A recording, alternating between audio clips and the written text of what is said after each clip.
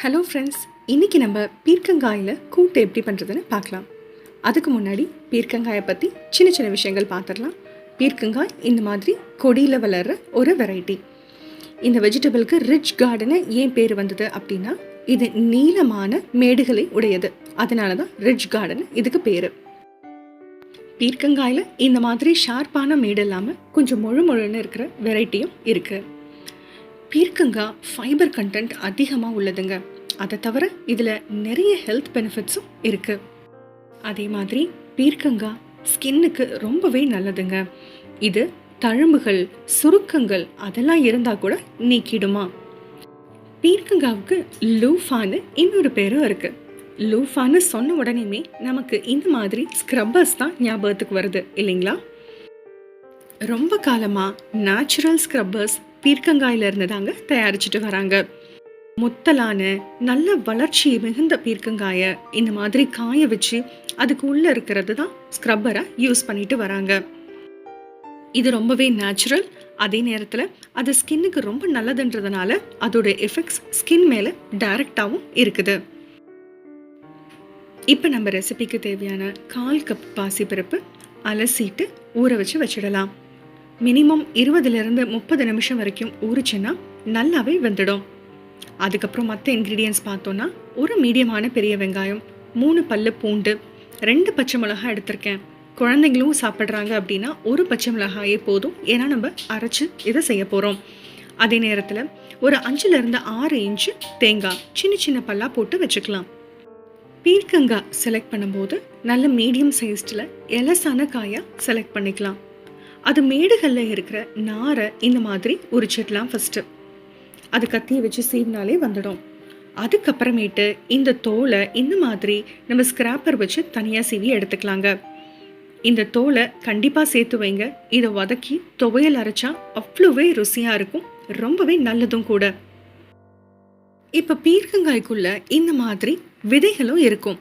ரொம்ப எலசான பீர்க்கங்காய்னா இந்த விதைகளை எடுக்கவே தேவையில்லைங்க. நம்ம அப்படியே க்யூப்ஸ் போட்டு நம்ம சமையலில் யூஸ் பண்ணலாம். கொஞ்சம் முத்தலான காய்னா இதுக்குள்ளே இருக்க விதைகளை எடுத்துட்டு இந்த மாதிரி கொஞ்சம் பெரிய பெரிய க்யூப்ஸாக போட்டு எடுத்துக்கலாம். ஏன்னா நம்ம ப்ரெஷர் குக் பண்ணுறதுனால கொஞ்சம் பெரிய க்யூப்ஸாக இருந்தால் நல்லது. அதுக்கப்புறம் நம்ம ஊற வச்சிருக்கிற பருப்பு, இந்த பீர்க்கங்காய், வெங்காயத்தில் ஒரு அரை வெங்காயம், 3 பல்லு பூண்டு, துளி மஞ்சத்தூள், அதுக்கப்புறம் துளி ஜீரகத்தூள், கொஞ்சம் தண்ணி சேர்த்து, அதாவது பீர்க்கங்காய் மூழ்கிற வரைக்கும் தண்ணி சேர்த்து இதை விசில் போட்டு ப்ரெஷர் குக் பண்ணி எடுத்துக்கலாம். இது எலசான பீர்க்கங்காய்ன்றதுனால 3 விசில் கொடுத்துருக்கேன். இது கொஞ்சம் முத்தலான பெரிய பீர்க்கங்காயாக இருந்ததுன்னா 4லேருந்து 5 விசில் தேவைப்படும். அதுக்கப்புறம் ஒரு மிக்சி ஜாரில் மிச்சம் இருக்கிற அரை வெங்காயம், நம்ம எடுத்து வச்சிருக்கிற தேங்காய், துளி ஜீரகம், அதுக்கப்புறம் பச்சை மிளகாய் இதெல்லாம் சேர்த்து கொஞ்சமாக தண்ணி சேர்த்து நல்ல திக்கான, அதே நேரத்தில் மையான பேஸ்ட்டாக அரைச்சி எடுத்துக்கலாம். இந்த விழுது நல்ல மையாக இருக்கணுங்க. இப்போ ப்ரெஷர் ரிலீஸ் ஆனதுக்கு அப்புறமேட்டு பாருங்கள், இன்னமும் நம்ம காய் குழையலை நல்ல சாஃப்டாக தான் வெந்திருக்கு. அதுக்கப்புறமேட்டு நம்ம அரைச்சி வச்சிருக்கிற அந்த தேங்காய் விழுதையும் தேவையான உப்பையும் சேர்த்து நல்லா கொதிக்க விட்டுடலாம். இது கொதிக்க விடும்போது நம்ம சிம்மில் கொதிக்க விடுங்க. தேவையான கன்சிஸ்டன்சி வர அளவுக்கு கொதிக்கட்டுங்க.